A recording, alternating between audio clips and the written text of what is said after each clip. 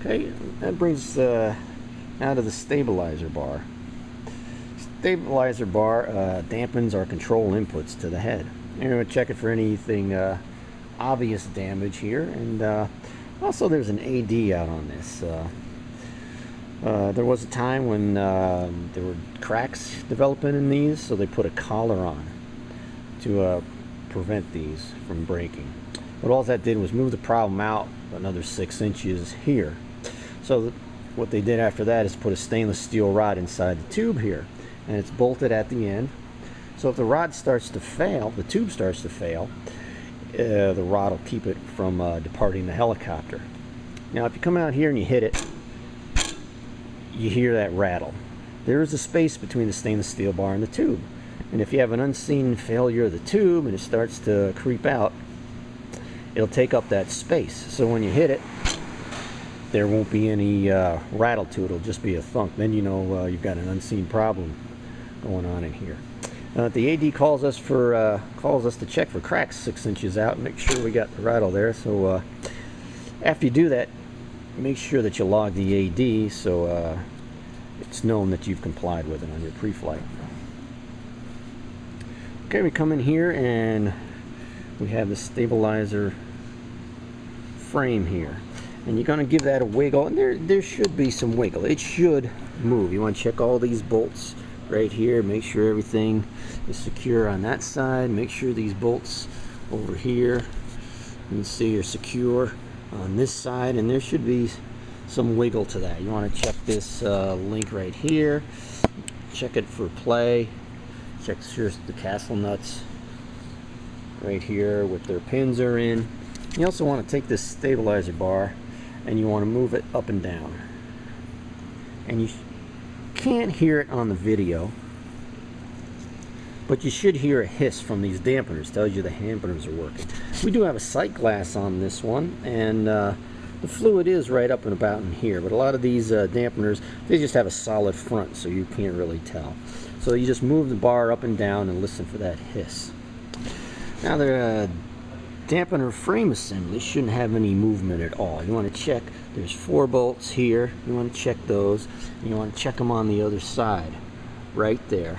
You want to give that a wiggle, make sure it doesn't move. If your cyclic, you put the control inputs in and this starts to move, well, all you're going to do is move this frame here. Everything above it is not going to move, and you're not going to have control of the helicopter. So you want to make sure those are tightened up good and tight, and that this frame doesn't move at all.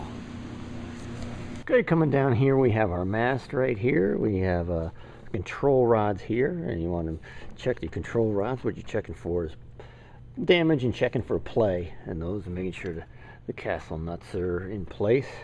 You got your fork, you got your scissors, you got your collective sleeve here, and you got to check all them. They're gonna move a little bit because they're connected down here to the rotating swash plate or rotating star, and you do want to move that around. You want to just, there's some bearings in there, and when it goes around you want to make sure that they're not making any noise. So we're going to spin this around one whole revolution and come back where we were, and I don't hear a thing. That sounds pretty good. Your swash plates, what they do is they take linear inputs from your controls, make them rotational, and then turn them back into linear inputs.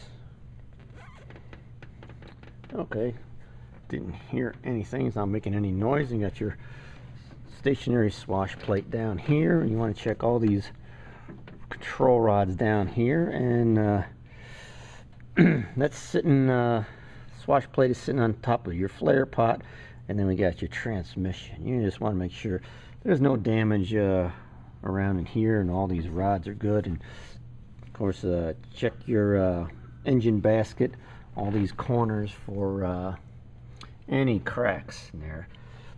Here we have a hose coming down. That's your air intake right up there, and it comes down and goes down into your carburetor. You want to make sure there's no cracks, and that's all in good shape. Okay, down in here, this transmission, we have another tach generator right here. You want to make sure the cannon plug is secure. That gives you your RPMs for your rotor. Okay, looking down from the front here, we want to check the basket from this side and check for any cracks that are going on in here. We want to check all these control rods and check them for play all over here. Anything that moves, you want to make sure it moves. Anything that doesn't move, make sure it doesn't move. Again, you're checking all these bolts as you're going along, Castle nuts with cotter keys on them. And one more point, if you have a rotating bolt here, one that rotates around, you want to make sure the nut is on this side. If it's rotating this way, at least the momentum will keep pushing this bolt back in where it belongs if this nut happens to come off.